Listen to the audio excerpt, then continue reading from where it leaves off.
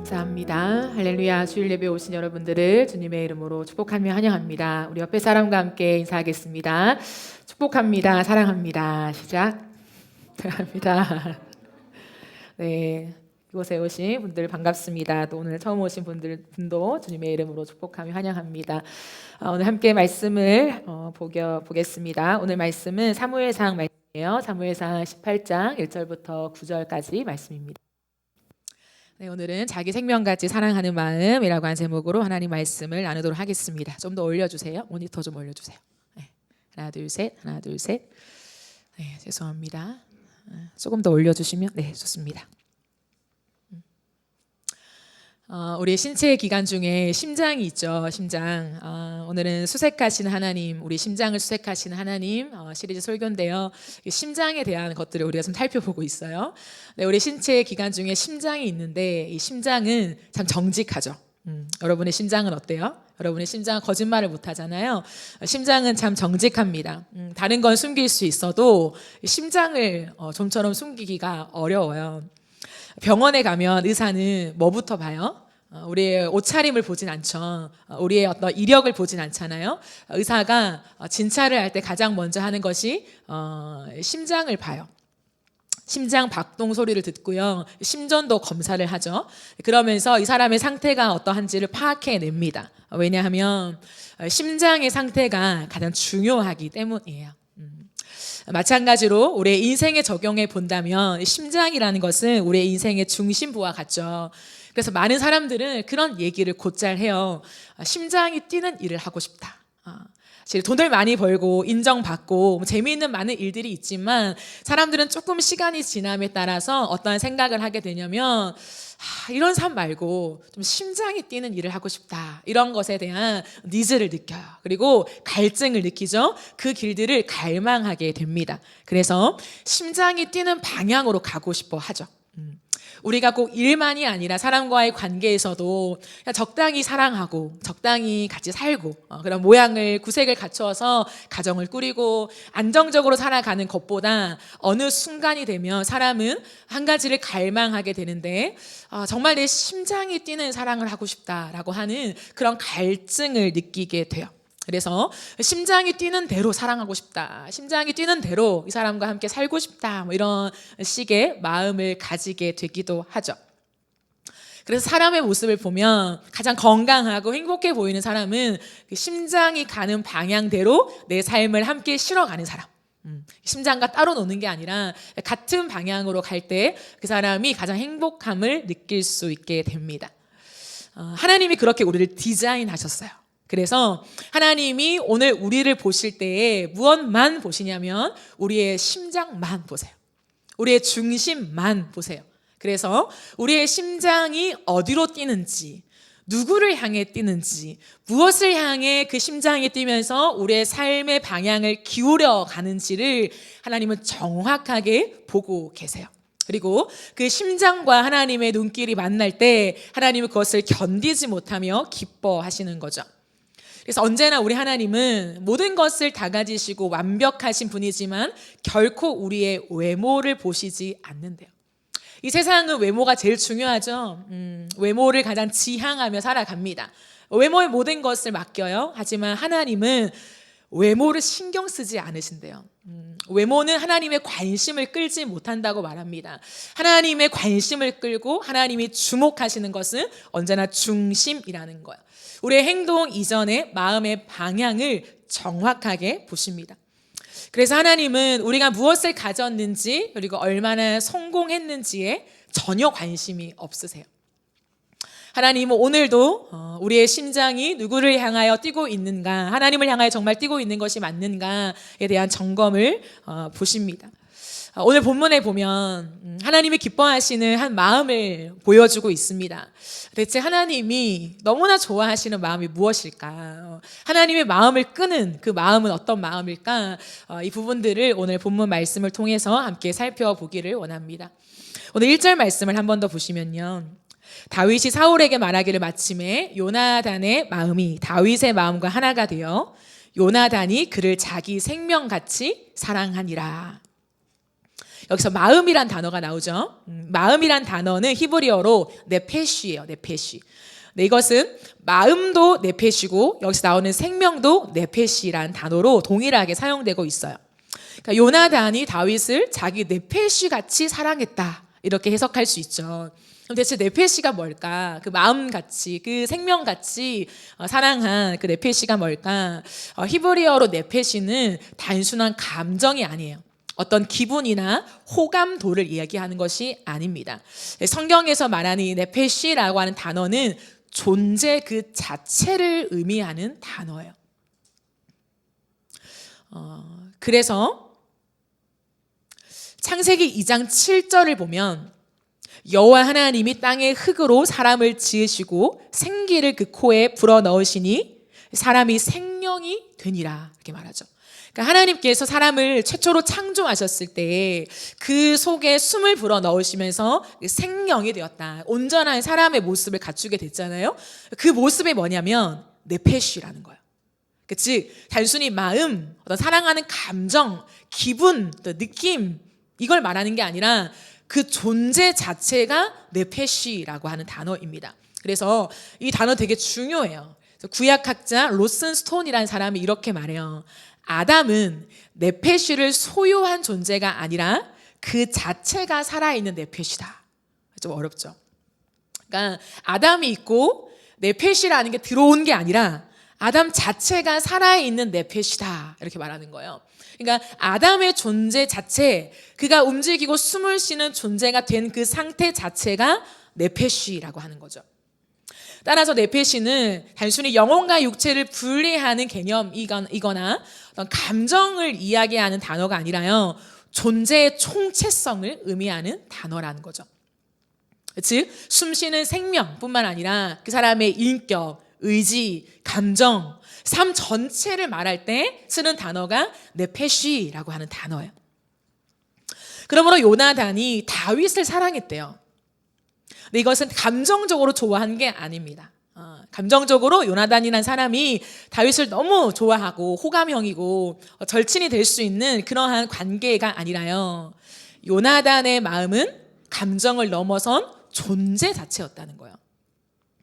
즉 요나단이 다윗에게 자신의 존재를 걸었다라고 하는 의미예요. 자기 인생을 걸었다는 거죠. 자기 운명을 걸었다라고 하는 의미의 말씀입니다. 그래서 본문은 이렇게 말하죠. 1절을 한 번 더 보면 요나단의 마음이 다윗의 마음과 하나가 되어. 여기서 하나가 되었다라고 하는 히브리어 단어는 카샤르라는 단어. 카샤르. 이 단어의 기본 뜻이 뭐냐면 묶다, 동이다, 결속시키다, 하나로 매다, 이런 뜻을 가지고 있는 단어예요. 그러니까 즉 이런 거예요. 밧줄로 묶는 그 이미지를 상상하게 되는 거예요. 누군가를 밧줄로 묶고 누군가가 깊이 연결되어 있는 결속의 상태를 나타낼 때 이 단어를 쓰는 거예요. 하나가 되었다라고 하는 거죠. 그래서 밧줄로 묶듯이 운명을 서로 연결하듯이 요나단의 마음이 다윗의 마음에 묶였다라는 거예요. 그러니까 요나단만 다윗을 봤을 때 전 존재를 다해서 운명을 다해 사랑하는 것이 아니라 내가 이 사람을 사랑하는 전 존재를 다해 사랑하는 그 네페시의 사랑이 그 상대방에게 걸렸다는 거예요. 그 상대방의 마음에 연결되었다는 거예요. 그래서 두 사람의 인생이 서로 연결된 상태를 의미하고 있습니다. 다른 말로 하면 두 사람의 심장이 다르지만 두 사람의 심장이 이제 같은 방향을 향해 걷는 것, 이것을 네페시라고 표현하면서 두 사람이 그 네페시로 카시아르 됐다, 하나가 되었다라고 설명하고 있어요. 그렇다면 도대체 요나단이라는 사람은 누구일까요? 요나단이 누구예요? 요나단은 이스라엘 초대 왕이었던 사울 왕의 아들이었어요. 그러니까 왕자인 거죠. 한 나라의 왕자예요. 그러면 무엇을 연상할 수 있을까요? 계승자, 곧 왕이 될 사람이라는 거죠. 그 왕위를 이어받아서 한 나라의 왕이 될 예비 왕자, 예비 왕, 그것이 바로 이제 요나단의 위치였다라는 거예요. 그런데 요나단의 특이한 점은 뭐냐면 요나단은 자신의 왕위를 당연하게 생각하지 않아요. 그럼 이 당시에 왕권 문화잖아요. 아버지가 왕이면 내가 왕이 되는 거예요. 이거 이스라엘은 초대 왕이었지만 주변의 모든 나라들이 있잖아요. 그러니까 보통 어떠한 내란이 일어나지 않는 한 그 왕이 아버지가 왕이면 내가 왕이 되는 거죠. 당연한 흐름입니다. 그렇기 때문에 요나단은 자기 아버지가 왕이에요. 그럼 내가 이제 왕이 되겠지? 왕자는 당연히 왕을 꿈꾸잖아요. 이것이 당연한 순리이지만 요나단은 이것을 당연하게 생각하지 않습니다. 그러니까 왕권에 욕심이 없어요.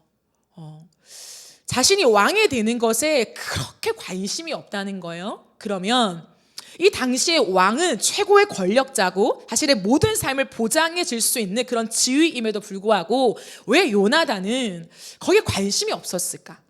그럼 다른 질문으로 하면 대체 요나단의 관심은 어디에 있었을까? 아버지가 왕인데 요나단은 어디에 관심이 있었을까? 요나단은 다윗에게 관심이 있었어요. 특이하죠? 이게 요나단과 다윗은 약 20살 차이가 난다고 알고 있어요. 그러니까 어떤 친구나 이런 또래 자체가 아니라 좀 나이가 많이 나요. 나이 차이가. 그런데 다윗에게 요나단의 모든 관심이 집중되어 있습니다. 왜 그러냐면 요나단이 본 것이 있어요. 요나단이 다윗을 곁에서 지켜보면서 그가 본 것은 무엇이냐면 다윗의 심장을 보았어요. 다윗의 중심을 보았다라는 거죠. 다윗이 누구를 사랑하는지, 다윗이 무엇을 향하여 인생을 걸고 달려가는지를 요나단은 보게 되었습니다. 사무엘상 19장 5절을 보면 요나단이 다윗을 변호하면서 이런 말을 해요. 그가 자기 생명을 아끼지 아니하고 블레셋의 사람을 죽였고 라고 되어 있어요. 전쟁에 나가 싸우는 다윗의 그 용맹스러운 모습을 보았을 때에 단순히 전쟁을 잘하고 싸움을 잘하고 수많은 사람들을 잘 리드하는 것을 보는 것이 아니라 요나단이 주목하게 된 것은 뭐냐면 다윗의 심장이었다는 거예요. 왜 싸우는가? 어떻게 싸우는가? 뭐 때문에 싸우는가? 라고 하는 다윗의 태도를 보게 되었는데 어린 나이였지만 다윗이 전쟁에 나가서 싸우는 그의 태도는 무엇이었냐면 생명을 걸고 싸우는 거였다는 거예요. 그 어린 다윗의 모습 속에 저 사람은 자신의 생명을 다 바쳐 전쟁을 하는구나. 자신의 생명을 아끼지 않고 지금 한 나라를 위해서 싸우는구나를 보게 된 거예요. 그리고 그 나라가 누구의 나라예요? 자기의 나라잖아요. 요나단의 입장에서는 우리 아버지가 왕이고 내가 이어받을 왕권을 가진 그 나라입니다. 다윗은요, 그냥 밑에 있는 사람이에요. 그럼에도 불구하고 다윗의 그 마음속에는 한 나라를 향한 뜨거운 사랑, 생명을 다한 사랑이 있었다라고 하는 거죠. 왜요? 그 나라는 누구의 나라입니까? 하나님의 나라죠. 이스라엘은 하나님의 나라라고 하는 하나님의 선민, 선택된 백성이라고 하는 그 의미가 있는 나라였어요. 다윗은 당연히 알고 있었죠. 그렇기 때문에 자신이 왕이 아니어도, 왕자가 아니어도, 대단한 사람이 아니어도 그는 하나님이 운영하시는 그 나라를 위해 싸울 때에 자신의 생명을 걸고 싸웠다라는 거예요. 요나단은 그의 곁에서 다윗의 그 심장을 정확하게 확인하게 됩니다. 그래서 어떻게 하냐면 요나단은 다윗과 언약을 맺어요. 요나단이 먼저 언약을 맺습니다. 그리고 자신의 왕자의 옷을 벗어줘요. 군복을 벗어줍니다. 칼과 활과 띠를 다윗에게 줘요. 사무엘상 18장 4절 오늘 본문을 보면 요나단이 자기가 입었던 겉옷을 벗어 다윗에게 주었고 자신의 군복과 칼과 활과 띠도 그리하였다라고 되어 있어요. 요나단이 다윗에게 자신이 줄 수 있는 군복과 칼, 활을 줬대요, 여러분. 전쟁에 나가서 승리할 수 있는 걸 줬대요. 이 줬다라고 하는 의미는 뭐냐면 단순한 우정의 표시가 아니에요. 그러니까 너와 너무 친하니까, 우리 절친이니까 내 것을 너에게 나눠줄 거야. 우리 우정의 표시야. 이 정도의 차원이 아니었어요. 이 당시에 나의 군복을 상대방한테 건네고 내 칼, 활, 띠, 이 모든 것을 상대방한테 건네어 준다라고 하는 의미는 무엇이냐면 주도권의 포기였어요. 내가 왕이 되는 거, 내가 왕자로 꿈꾸고 있는 모든 것을 나는 포기하겠다. 나는 왕이 되지 않겠다라고 하는 인생을 건 포기 선언이 다윗에게 자신의 군복과 칼과 활과 띠를 준 행위였다는 거예요. 나는 왕자를 내려놓겠습니다 라고 하는 선포였어요. 나는 나의 욕망이 아니라 하나님의 선택을 따르겠습니다 라고 하는 표현이었어요. 그래서 요나단은 다윗을 주목하시는 하나님을 믿고 있었던 거죠. 그럼에도 불구하고 자신의 아버지 사울은 다윗을 시기해요. 너무 잘 싸우고 너무 용맹스럽고 사람들의 인기를 한몫에 받고 잘 되는 거예요, 다윗이. 굉장히 어린 다윗이지만 사울 왕은 다윗을 굉장히 시기하기 시작합니다. 그러니까 요나단이 아버지와 다윗 사이에서 그것을 다 지켜보고 있는 거예요. 아버지가 어떠한 눈빛으로 다윗을 대하고 있는지요. 사무엘상 18장 7절을 보면 이렇게 말해요. 여인들이 뛰놀며 노래하여 이르되 사울이 죽인 자는 천천히요 다윗은 만만이로다. 그러니까 다윗이 골리앗을 죽이고 수많은 사람들이 이제 다윗을 주목하면서 그가 군대 대장이 되잖아요. 그러니까 나가서 전쟁을 싸우는 거예요. 근데 싸울 때마다 너무 잘 싸우는 거예요. 싸울 때마다 이기는 거예요. 그런데 사울 왕이 싸울 때랑 비교가 안 되는 거죠. 그러니까 모든 사람들이 알아요. 아, 사울보다 다윗이 더 잘 싸운다. 왕보다 이 사람이 더 잘하네? 라고 하는 것을 알게 됩니다. 그래서 다윗이 전쟁에서 승리하고 돌아올 때마다 수많은 여인들이 솟구치며 춤추며 환영을 하는데 그때 만들어 부른 노래가 뭐냐면 그러니까 왕보다 당신은 우월합니다 라고 하는 뜻을 가지고 가사를 만드는 거예요. 그러니까 사울 왕은 천천을 죽이지만 다윗은 만만을 죽입니다. 그 다윗을 가장 최고로 올려주면서 그를 막 칭찬하는 거죠. 근데 그 소리를 사울 왕이 듣고는 그때부터 그 안에 시기와 질투에 불이 확 붙어요. 그래서 그 시기와 질투, 사람들의 이목이 자신에게서 옮겨서 다윗에게로 가는 것을 견디지 못하는 거예요. 그 분노가 치밀어 오르는 거예요. 그때부터 사울의 눈이 변해요. 그 꼬마 다윗이 용맹스럽게 나와서 골리앗을 치러 갈 때만 해도 너무 사랑스러웠어요. 다윗이 너무 예뻐 보였어요. 이 한 나라를 위해서 이렇게 싸운다고 기대감이 있는 그런 유망주였죠. 그런데 그가 점점 자라서 사람들이 자기에게 와야 하는 시선과 사랑이 다윗에게로 옮겨가자 사울은 극심한 분노에 휘어잡혀서 다윗을 보는 눈빛이 달라지기 시작하죠. 질투의 눈빛, 미움의 눈빛, 급기야 살인의 눈빛. 그래서 사울은 다윗을 죽이려고 해요. 그 모든 흐름을 요나단은 다 지켜보고 있다는 거죠. 근데 그 사이에서 요나단이 어떻게 하냐? 그때마다 다윗을 지켜내요. 사울이 다윗을 죽이려고 할 때 요나단이 다윗을 피신시킵니다. 사무엘상 19장 2절에 보면 그가 다윗에게 말하기 이르되 내 아버지 사울이 너를 죽이기를 꾀하였으니 그러므로 이제 청하노니 아침에 조심하여 은밀한 곳에 숨어 있으라 이렇게 말해요. 아버지의 마음과 눈빛과 그 계획을 읽어내면서 요나단은 자신의 위치, 직분, 관계 모든 것을 다해서 다윗을 지켜주기 시작합니다. 그리고 요나단은 아버지께 나아가서도 다윗을 변호해요. 19장 5절을 보면 다윗을 칭찬하며 이렇게 말하죠. 그가 자기 목숨을 아끼지 않고 블레셋 장군을 쳐 죽였고 그래서 하나님께서 온 이스라엘에게 이렇게 큰 승리를 주셨지 않습니까? 아버지께서도 그것을 보고 기뻐했지 않습니까? 그런데 지금 무엇 때문에 이유도 없이 다윗을 죽여 죄 없는 피를 흘려 죄를 지으려고 하십니까?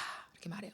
그 아버지의 분노에 휘어잡힌 마음을 누그러뜨리기 위해서 계속해서 다윗을 칭찬하며 변호해 줍니다.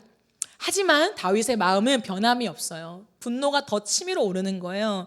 그래서 사울의 분노가 극에 달했을 때 요나단은 급기야 다윗을 몰래 보내줘요.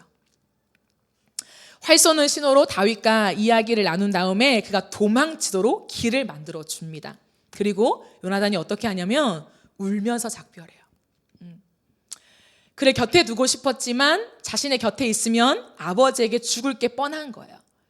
평생을 그렇게 사랑한 그러한 사람을 같이 옆에서 한 나라를 세워가며 같이 꿈꾸며 살아가는 게 얼마나 기쁘겠어요? 근데 급기야 다윗을 위해서 그를 보내줘요. 그리고 다윗이 광야에 숨거든요. 내가 너를 보냈으니까 나 몰라라 하지 않고 요나단은 광야에 숨어 있는 다윗을 몰래 찾아와요. 그리고 목숨 걸고 하는 거예요. 왜냐하면 이후에 성경을 쭉 읽어보면요, 사울 왕이 다윗 때문에 가진 그 분노가 극에 달해서 요나단을 죽이려고 해요. 요나단이 계속 다윗 편을 드니까 자신의 아들이지만 요나단을 죽이려고 합니다. 그러니까 그 정도로 분노에 붙잡혀 있어요. 그것을 다 알매도 불구하고 요나단은 자신의 왕권뿐만 아니라 아버지와의 관계를 걸고서도 다윗이 있는 광야로 찾아가요. 왜 찾아갈까요? 도망갔고 잘 숨겠죠, 알아서. 근데 왜 찾아갔을까요? 요나단은 알죠, 다윗이 얼마나 외롭게 지냈는지. 그렇기 때문에 그 광야에서 얼마나 외로운지를 알아요. 하나님을 붙잡고 있지만 얼마나 마음이 흔들릴지, 이 상황이 해석이 안 될지 너무 잘 아는 거죠. 그래서 몰래 목숨 걸고 다윗이 있는 곳을 수색해 찾아갑니다. 그럼 만만치 않아요? 그 광야에 숨어 있는 다윗을 찾아낸다는 게. 결국에 찾아내서 만나서 이렇게 말해요. 사무엘상 23장 16절 17절을 보면, 사울의 아들 요나단이 호레스로 다윗을 찾아와서 하나님을 굳게 의지하도록 격려하였다. 그는 다윗에게 말하였다. 전혀 두려워하지 말게. 자네를 해치려는 나의 아버지 사울의 세력이 자네에게 미치지 못할 걸세. 자네는 반드시 이스라엘의 왕이 될 걸세. 나는 자네의 버금가는 자리에 앉고 싶네. 이것은 나의 아버지 사울도 아시는 일일세. 이렇게 말해요. 요나단은 끝내 다윗을 찾아내서 다윗의 신앙과 믿음이 흔들리지 않도록 그 믿음으로 다윗을 격려해 주는 거예요. 그리고 하나님이 계획하신 이 일들이 마침내 이루어질 것이며 그 왕위는 나에게 오는 것이 아니라 너 다윗에게 갈 것이다. 너가 왕감이지 나는 왕감이 아니야 라고 하는 것을 인정하면서 다윗을 지지하고 격려해 줍니다. 종합해서 봤을 때 요나단은 어느 한 단락도 다윗을 말로만 사랑한 적이 없어요. 참 위대한 사랑이에요. 처음부터 그랬지만 시간이 지날수록 더욱 짙게 진심으로 행동을 다해 다윗을 사랑해요. 자신의 아버지와의 관계를 걸고, 자신의 왕위를 걸고, 자기의 생명을 걸고, 자기의 전 존재를 걸고 다윗을 지켜냅니다. 참 이상하지 않아요? 이렇게 한 사람을 자신의 삶을 다해 지켜줘요. 그렇게 자신의 모든 것을 다 걸고 지켜줬던 요나단이 있었기 때문에 다윗의 생명이 부지할 수 있었어요. 다윗은 살아남게 됩니다. 다윗은 그 시간들을 지나가고 보호를 받게 돼요. 그럼 질문이 생기죠. 그렇다면 왜 하나님은 다윗에게 요나단을 붙여주셨을까? 뒤집어 말하면 왜 하나님은 요나단을 다윗에게 붙여주셨을까? 왜 하나님은 한 사람의 인생을 통째로 붙잡고 누군가의 인생에 접붙임 바 되어서 그 한 사람을 위해서 자신의 모든 것을 쏟고 살아가게 하셨을까? 그럼 다윗은 아무도 없는 사람이죠. 다윗에게는 아무도 없었어요. 10대의 나이를 지나면서 20대 광야를 지나면서까지도 다윗 곁에는 아무도 없었어요. 지난주에 살펴본 것처럼 다윗에게는 가족이 있었습니다. 하지만 다윗은 언제나 외로웠어요. 가족 간의 관계가 없는 정도였죠. 막내 아들이었지만 사랑받지 못했습니다. 천덕꾸러기였어요. 열외의 대상이었죠. 들판에서 양이나 치는 그러한 존재였습니다. 그러니까 혼자 외톨이처럼 양치고 있는 삶, 그게 다윗의 삶이었어요. 아무도 주목하지 않는 삶, 사랑받지 못한 삶, 관심조차 없는 삶, 다윗의 삶이죠. 그러므로 다윗은 따뜻한 집보다 그냥 바깥의 들판이 더 좋았어요. 마음이 편한 거죠. 마음이. 우리가 살아봐서 알겠지만 아무리 좋은 집, 화려하고 깨끗하고 모든 게 다 구비되어 있는 안락한 집보다 더 중요한 게 뭐예요? 마음이 편안한 집인 거예요. 그게 아무리 있어도 마음이 편안하지 않으면 가고 싶지 않죠. 조금 퀄리티가 떨어져도 내 마음이 편한 곳은 내 마음이 이끌려요. 더 편하게 잠을 잘 수 있는 거죠. 이게 사람의 원리입니다. 다윗의 인생을 보세요. 형들이 7명이나 있고 아버지도 있고 꽤 괜찮은 분위기 속에 살아가요. 하지만 사랑받지 못한 그 가정 속에서 다윗은 한 번도 마음 편히 쉰 적이 없죠. 그래서 하나님은 다윗에게 오히려 마음 편히 쉴 수 있는 들판을 주신 거예요. 우리 편에서는 왜 광야를 주셨지? 하나님이 그토록 다윗을 사랑하신다면 좋게 해줘야 되는 거 아니야? 라고 하지만 하나님은 아신 거죠. 그 집에 있는 것보다 들판에 있는 시간이 다윗에게 쉼이 될 수 있다는 것. 홀로 있는 시간. 그러나 묵묵히 양을 돌보는 그 시간이 다윗에게는 힘겨운 시간만이 아니라 오히려 마음이 편안할 수 있는 시간이었다는 거죠. 그러므로 하나님이 왜 요나단을 다윗에게 붙여주셨을까? 다윗이 대단해서가 아니에요. 뭐 똑똑해서 하나님 마음에 쏙 들어서 뭐 정치력이 있어서 뭐 그러한 모습들이 아니라 하나님이 요나단을 다윗에게 붙여주신 한 가지 이유는 뭐냐면 다윗이 하나님을 자신의 생명처럼 사랑했기 때문이에요. 다윗이 그 심장을 가진 사람이었기 때문이에요. 그래서 하나님이 다윗에게 다윗과 같은 심장을 가진 사람을 붙여주신 거예요. 우리 하나님은 그런 분이거든요. 내 심장을 동일하게 가진 사람의 심장이 나에게 향하게 만들면서 하나님은 나에게 평안과 안식을 주시는 분이에요. 시편 18편 1절에 보면 다윗이 하나님을 향하여 이렇게 고백해요. 나의 힘이신 주님, 내가 주님을 사랑합니다. 다윗은 어디에 있든지 간에 그의 마음이 하나님을 향해 있었어요. 63편 3절 말씀에도 다윗이 이렇게 고백해요. 너무나 척박한 황폐한 광야의 땅에 머물면서 그가 고백하고 있는 것이 뭐냐면 주님, 주님의 한결같은 사랑이 생명보다 더 소중하기에 내 입술로 주님께 영광을 돌려요. 하나님의 그 사랑이 나의 생명보다 더 소중하다는 거예요. 이것이 다윗의 고백이었습니다. 다윗은 10대 때부터 한결같이 그 하나님의 사랑 앞에 나아가서 그 하나님의 사랑이 내 생명보다 더 소중한 것이 무엇인지를 아는 사람이었어요. 이것이 다윗의 심장이었습니다. 즉 다윗의 전 존재가 하나님만을 향하고 있었어요. 해바라기처럼 하나님만, 오직 하나님만. 그래서 광야에서도 하나님을 떠나지 않은 거예요. 여러분 광야 10년을 깊이 이렇게 찬찬히 살펴보세요. 다윗이 잘못한 게 하나도 없어요. 잘못한 것이라면 너무 순수하게 하나님만 사랑한 거, 잘못한 것이라면 너무 순수해서 따지지 않고 재지 않고 생명 다 바쳐 나라를 위해서 살아간 거, 전쟁에 뛰어든 거, 내 미래 걱정하지 않고 내 앞날 세지 않고 지금 올인해서 하나님 나라를 위해 살아간 거, 그게 잘못이라면 잘못일까요? 잘못한 게 없어요. 그 10대 20대를 지나면서 한결같이 주님만 바라보고 사랑했는데 광야가 주어진 거예요. 10년의 광야. 1년도 아니고 10년의 광야, 그것도 20대. 인생의 가장 찬란한 때, 꽃을 피워야 마땅한 때, 수많은 사랑을 받고 정서와 감정과 인생의 많은 부분이 형성되어야 되는 그 20대를 광야에 보내게 된 거죠. 그럼에도 불구하고 보세요. 다윗은 하나님을 떠나지 않아요. 도망자 인생, 억울한 인생, 정말 분노가 치밀어 오를 수밖에 없는 인생, 하나님을 향하여 삿대질할 수밖에 없는 그 인생, 그렇게 해도 누구도 너 왜 그래? 너무한 거 아니야? 라고 말할 수 없는 상황에 내몰린 다윗이지만 하나님을 놓지 않아요. 그 절망의 순간에도 이 광야가 언제 끝날까? 언제 내 인생에 좀 편안한 날이 올까? 예측 불허한 그 시간 속에서도 다윗은 하나님을 붙들어요.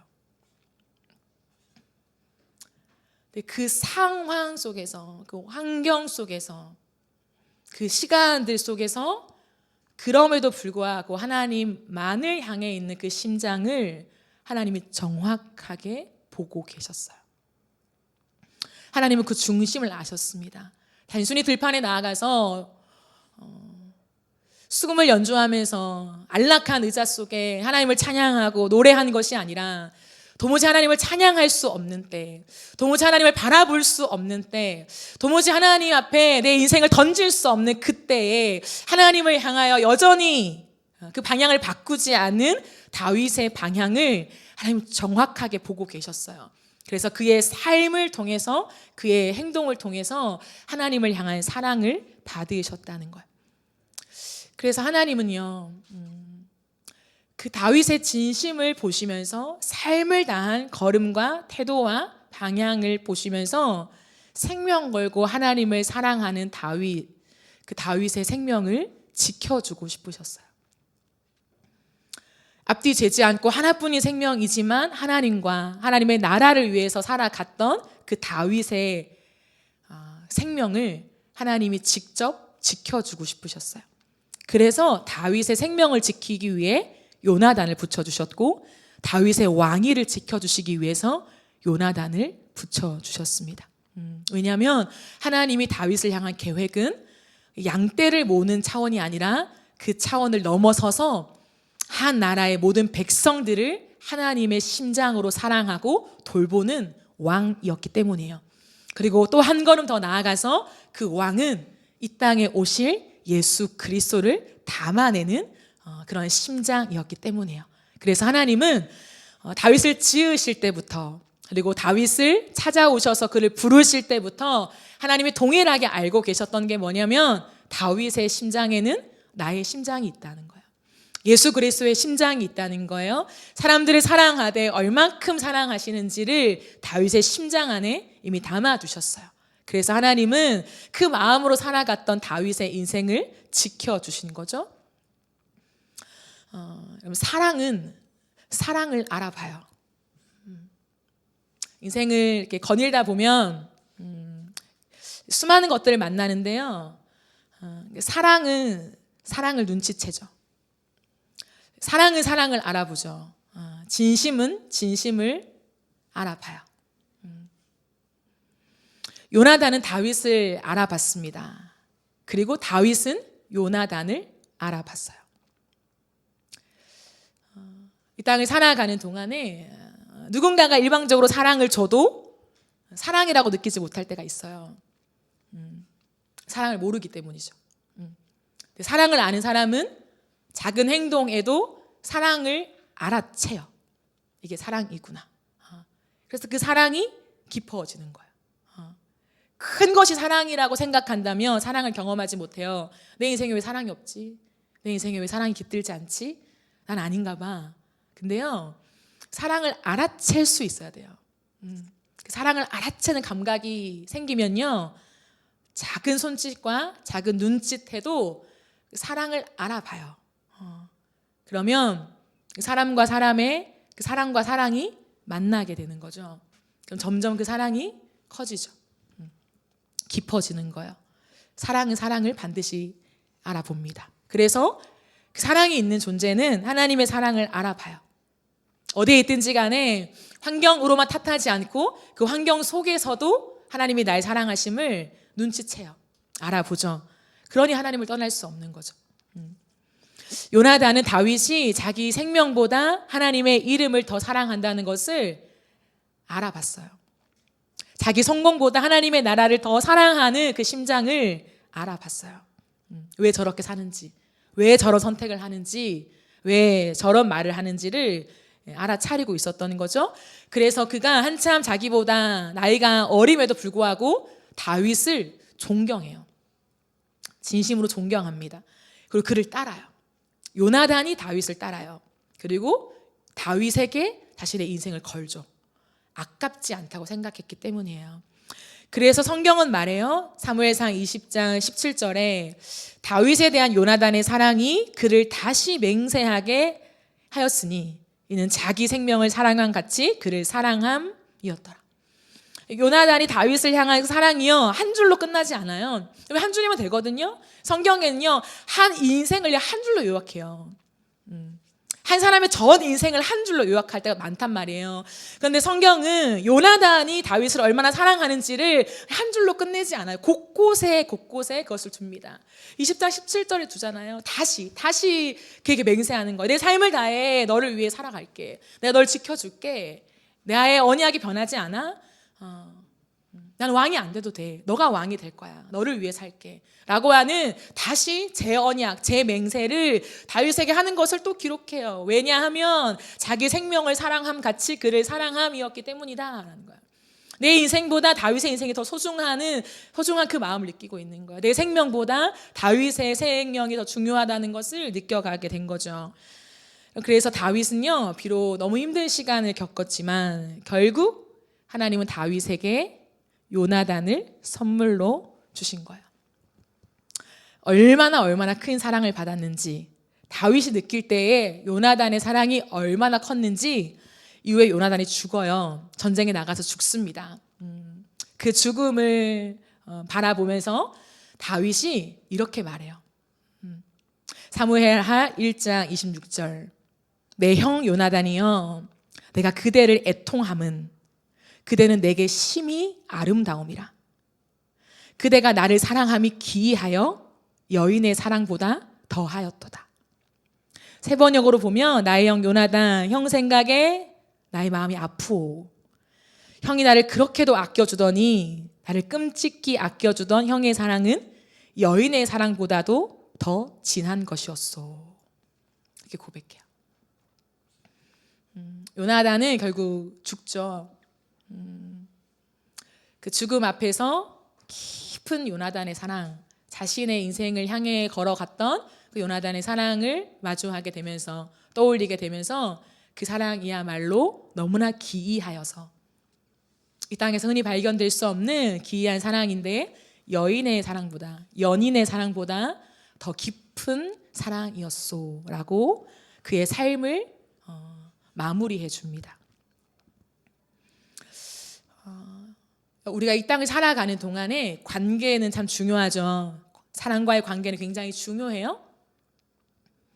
근데 그 사랑과의 관계 속에 내가 사람을 원하면 사람이 떠나가요. 관계가 너무 중요하고 사람이 너무 중요한데 내 중심에 사람을 원하게 되면 결국 사람은 나를 떠나갑니다. 근데 사랑을 원하면 사랑이 내게 깃들어요. 사랑이 내게 머물어요. 이 원리를 깊이 묵상하면서 잘 생각해 보면 좋을 것 같아요. 사람을 이용하려는 사람 곁에는 사람이 오래 머물지 않죠. 그죠? 성과만 보는 상사, 결과만 요구하는 리더, 피드백만 바라는 한 사람의 어떤 요구 속에서는 결국 사람이 떠나요. 아무리 나한테 잘해줘도, 아무리 좋은 사람인 것 같아도 결국 떠납니다. 그런데 진짜로 사랑하는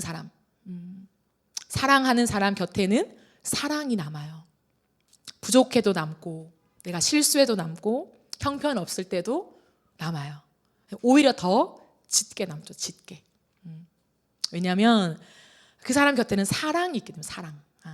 사람을 원하는 게 아니라 그 사랑하기를 원하는 그 차이가 있어요, 여러분. 사울은 사람을 원했어요. 사울은 사람을 너무 원해서 그 사람에게 집착하게 됩니다. 점점. 하나님이 자신을 보시면서 왕으로 세워주셨건만 시간이 지나면서 그것이 옅어지면서 사람이 보이는 거예요. 사람. 저 사람을 얻고 싶어. 저 사람을 가지고 싶어. 저 사람의 민심을 내가 확보하고 싶어. 사람 욕심이 나는 거야. 사람 욕심. 저 사람이 내 사람이었으면 좋겠는. 저 사람이 나만 봤으면 좋겠는. 내가 이 인기를 다 누렸으면 좋겠는. 사람들이 나만 칭찬했으면 좋겠는. 나에게만 관심을 줬으면 좋겠는. 그 사람 욕심이 나기 시작하는 거예요. 그래서 어떻게 돼요, 여러분? 오히려 사람이 떠나가요. 사울 주변엔 사람이 없어요. 오히려 떠나갑니다. 아들도 떠나가잖아요. 아들도 육체적으로는 옆에 있지만 사울의 마음 곁에는 있지 못해요. 다 떠나갑니다. 그러나 다윗은 사람을 원한 적이 한 번도 없어요. 어릴 때부터도 부모의 사랑을 받지 못했음에도 불구하고 사람을 원하지 않았어요. 그는 하나님의 사랑을 원했죠. 사람이 아닌 하나님을 원했어요. 좋은 직업이 아닌 하나님 나라를 추구했어요. 내 사람이 아니라 하나님의 사람들을 진심으로 아꼈어요. 그랬더니 다윗 주변에 사람을 보내주세요.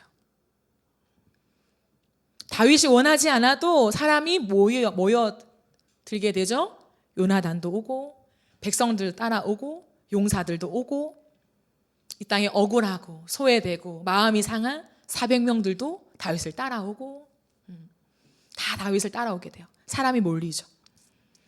그래서 사무엘상 18장 5절은 이렇게 말해요. 다윗은 사울이 보내는 곳마다 가서 지혜롭게 행하여 사울이 그를 군대의 장으로 삼았더니 온 백성이 어떻게 해요? 합당히 여겼고 사울의 신하들도 합당히 여겼더라.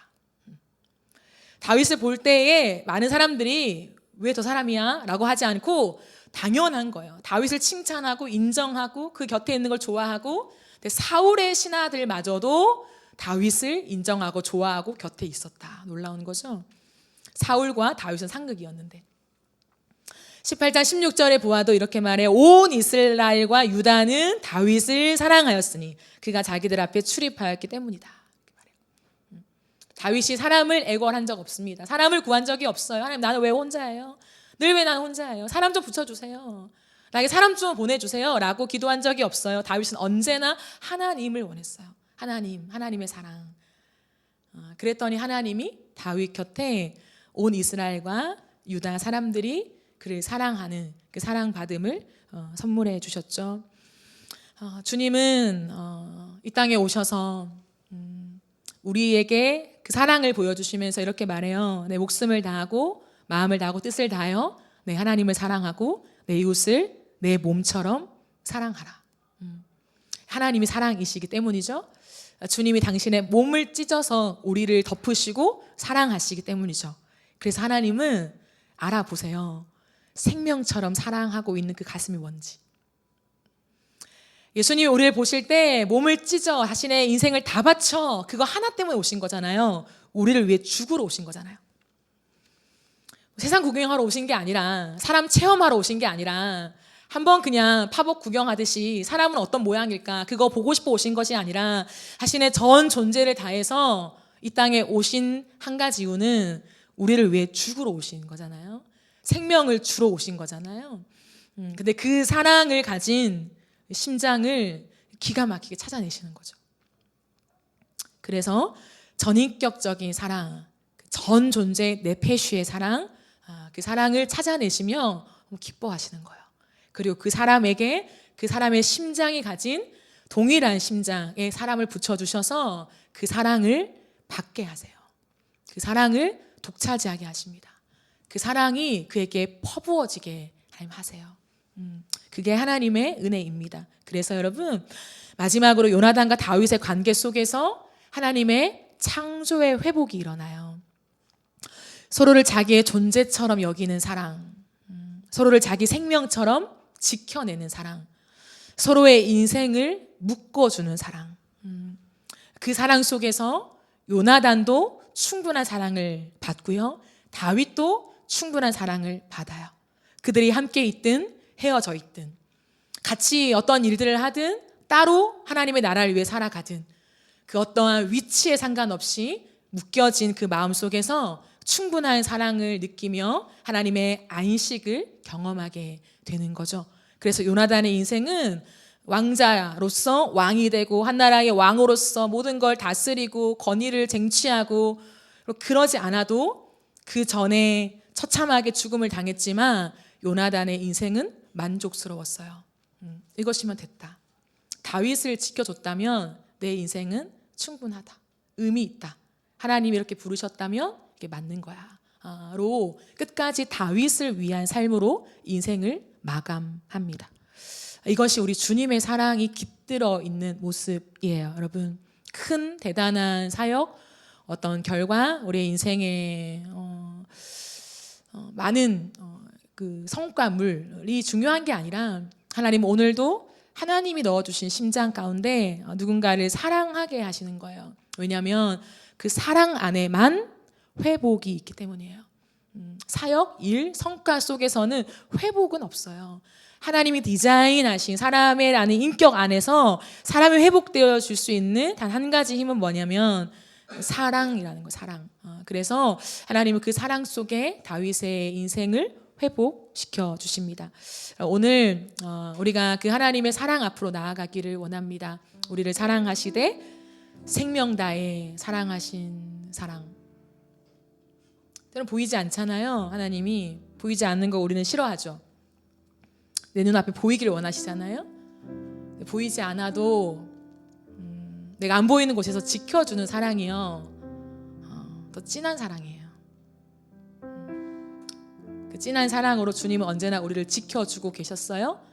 그래서 여기 있는 거죠. 하나님의 보호가 없이는 이렇게 살아있을 수 없습니다. 죄송하지만 우리에게 있는 이 많은 당연한 것들, 생명, 삶, 내 존재, 하나님이 우리를 지켜주지 않았다면 우리 이걸 가질 수 없어요. 이미 죽고 없겠죠. 하나님 우리를 지켜주셨기 때문에, 나를 통해 할 일이 남아있기 때문에, 그리고 그 일들을 지금도 진행하고 계시기 때문에 저와 여러분이 여기 있는 거예요. 그거밖에 없어요. 그러므로 이 사실을 안다면 내 눈에 보이든 보이지 않든 그 하나님이 나를 지켜주고 있는 그 사랑 안에 들어갈 수 있다라고 믿습니다. 오늘 우리가 이 사랑을 좀 묵상하고, 또한 우리의 인생에도 요나단과 같은, 다윗과 같은 그 관계, 그 사랑, 연결되는 그 은혜가 있기를 원해요. 그래서 우리의 인생이 회복되는 하나님의 놀라운 은혜 안으로, 안식 안으로 들어가는 저와 여러분이 되기를 주님의 이름으로 축복합니다. 우리 이제 함께 찬양하며 나아가길 원합니다. 그 주님의 사랑을 기억하면서 우리를 지키시고 사랑하시는 그 사랑 앞으로 나아갑시다.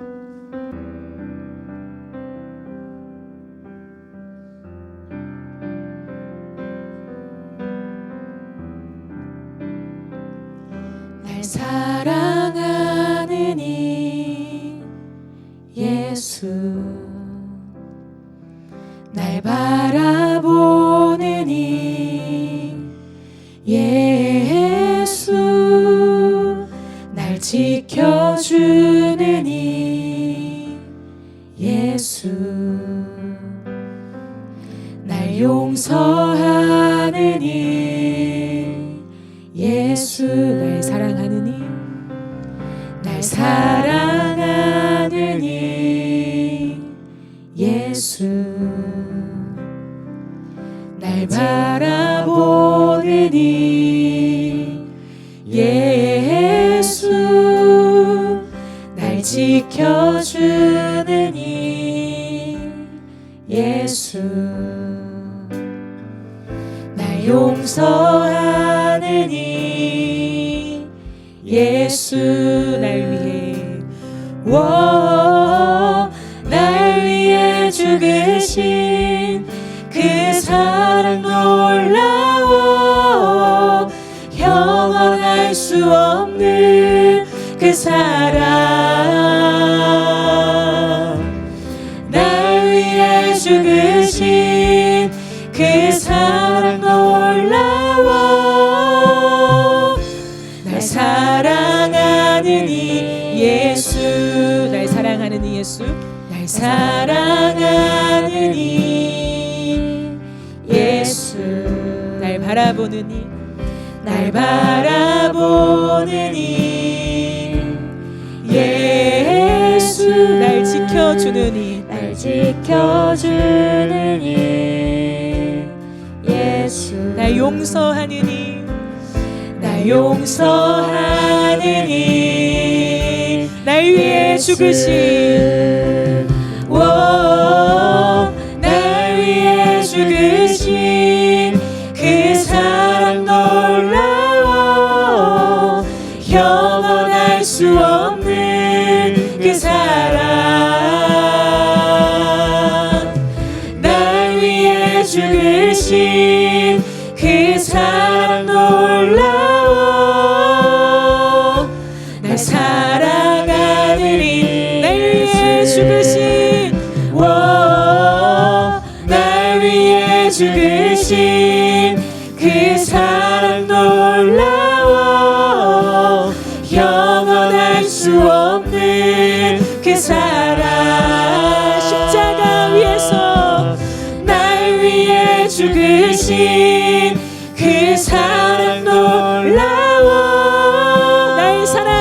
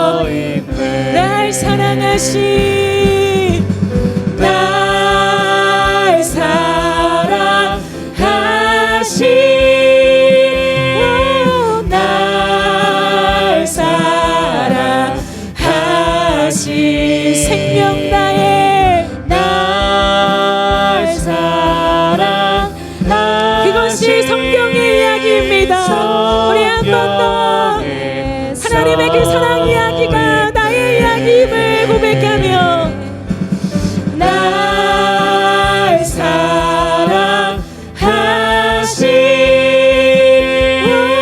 날 사랑하시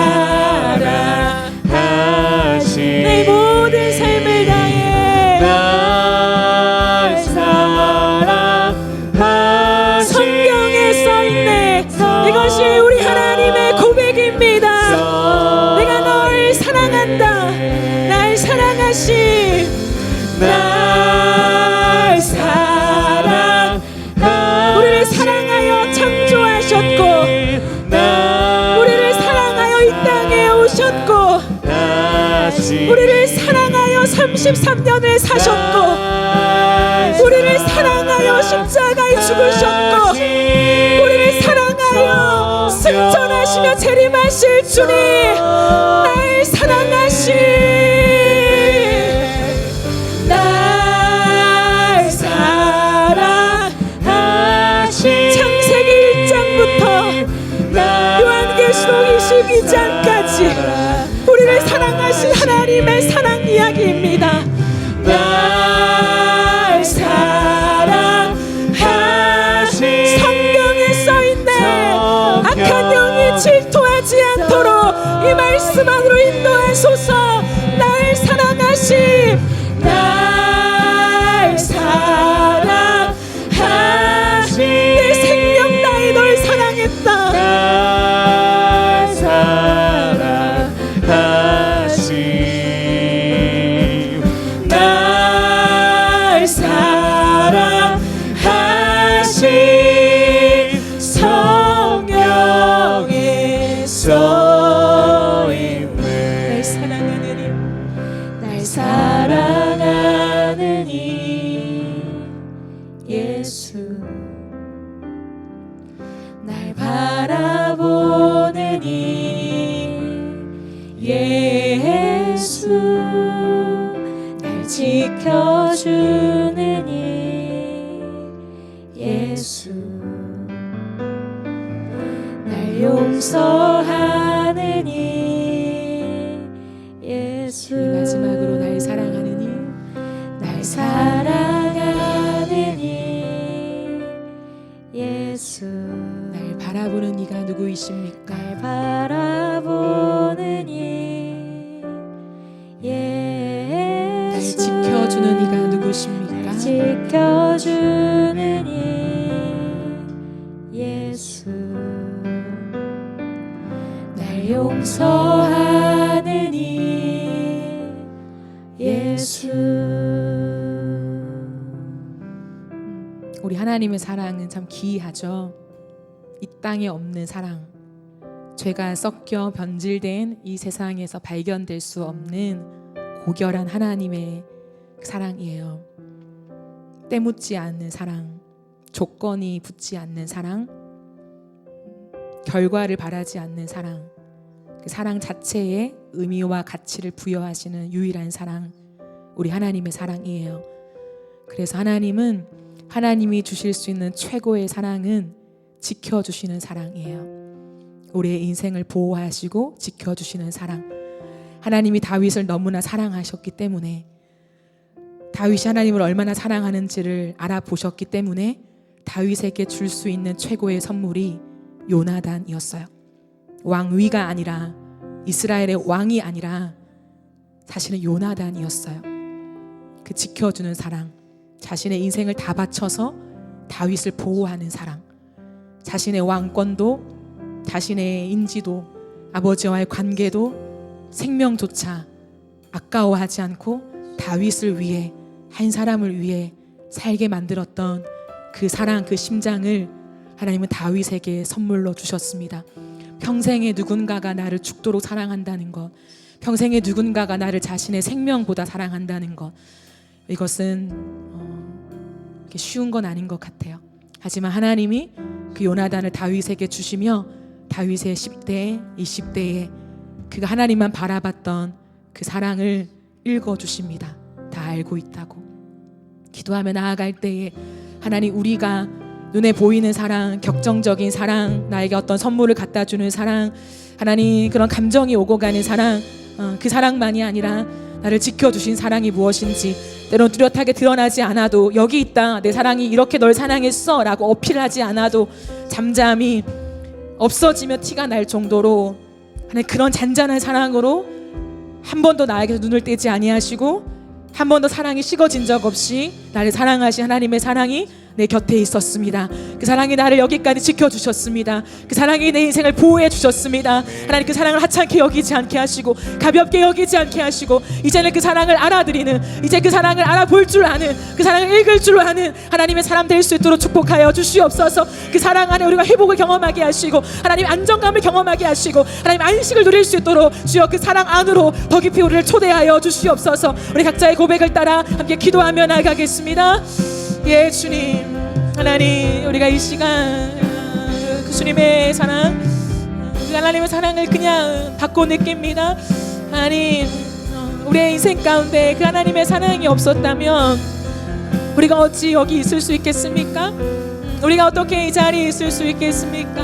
하나님, 그렇습니다. 때론 티가 안 나고 하나님 우리에게 내가 너를 이만큼 사랑했어 라고 어필하시지 않고 내가 너를 인생에 길목길목마다 내가 이렇게 인도했잖아, 내가 너에게 이거 줬잖아, 내가 이렇게 너에게 응답해 줬잖아, 하나님 이렇게 축복 줬잖아 라고 우리가 어필하지 아니하시고 언제나 뒤에서 잠잠히 하나님 소리 없이 우리를 지켜주시는 그 사랑, 그 짙은 사랑으로 우리를 여기까지 인도하셨습니다. 생명다한 사랑이지만 그걸 어필하지 아니하시고 생명다한 사랑이 어떠한 건지 너 알아?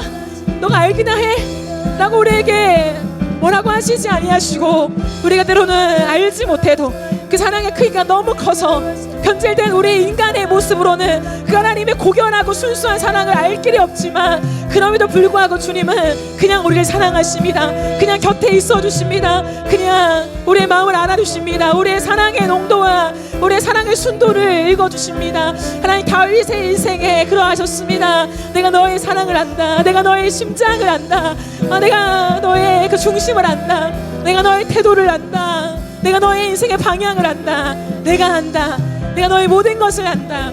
하나님 그 보답으로 요나단을 붙여주셨습니다. 다윗의 심장과 같은 한 사람, 다윗의 심장 안에 주님을 향한 하나님 그 해바라기 같은 사랑이 있었던 것처럼 요나단 가슴 안에 다윗만을 향한 해바라기 사랑을 심어주시면서 그 요나단을 다윗에게 붙여주시며 하나님 다윗이 하나님을 향했던 그 사랑을 하나님 안다라고 말씀해 주시며 하나님 그 인간의 사랑으로서 위로받게 하시고 사랑받게 하시고 하나님 보호받게 하셨던 그 하나님의 놀라운 사랑을 바라봅니다. 하나님이 주실 수 있는 사랑, 하나님 그 영적인 사랑 말고도 육체의 사랑, 인간의 사랑, 주고받는 사랑, 품어주는 사랑, 안아주는 사랑, 인간의 결을 느낄 수 있는 사랑, 인간의 품을 느낄 수 있는 사랑, 인간의 정서를 느낄 수 있는 사랑, 그 사랑을 내가 너에게 선물하길 원했다. 하나님 말씀하십니다.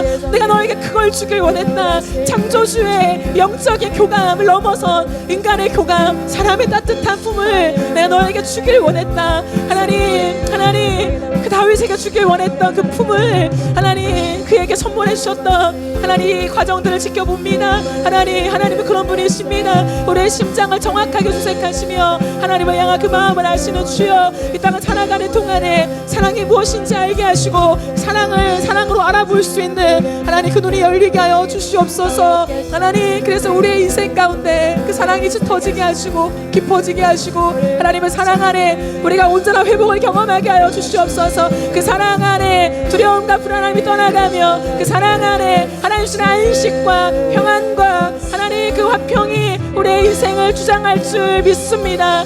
내니 안심하라, 내니 안심하라, 두려워하지 마라, 내니 안심하라, 두려워하지 마라.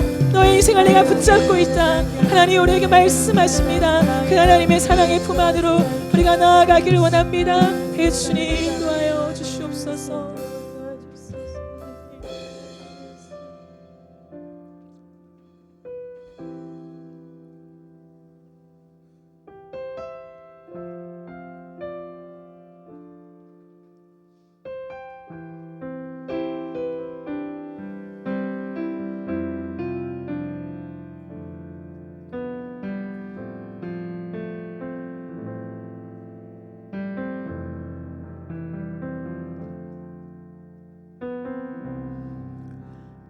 하나님 그렇습니다. 사랑 그 자체이신 주님, 사랑 말고는 하실 것이 없는 주님, 그것 말고는 다른 목적이 없는 주님, 하나님은 사랑이십니다. 하나님, 이 땅 가운데 변질되어 버린 이 사랑 속에 하나님의 사랑을 끝없이 왜곡하고 오해하고 사랑이 아니라고 속아왔던 우리의 인생들, 다시 한번 하나님의 그 순결하고 고결한 사랑 안으로 초대하여 주셔서 그 사랑을 알게 하여 주옵소서. 그토록 외로웠던 다윗의 인생, 그토록 고독했던 다윗의 인생이었지만 마침내 요나단을 붙여주시며 다윗이 하나님만을 향해 있었던 그 마음을 읽어주시고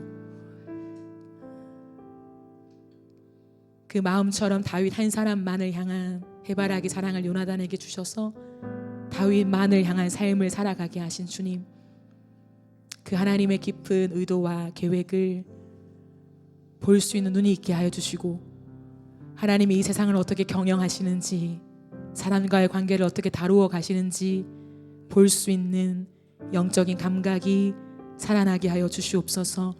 우리를 위로하시되 하나님과 우리의 영적인 관계만이 아니라 인격과 인격의 관계 안에서 주고받는 교감과 정서적인 소통과 육체의 접촉을 통하여서 모든 것을 다 동원하여서 그 사랑을 느끼게 하길 원하시는 주님, 그 하나님의 깊은 사랑을 이해하며 우리의 인생 가운데 참된 안식과 안정감과 만족이 있는 그 삶으로 우리를 인도하여 주시옵소서.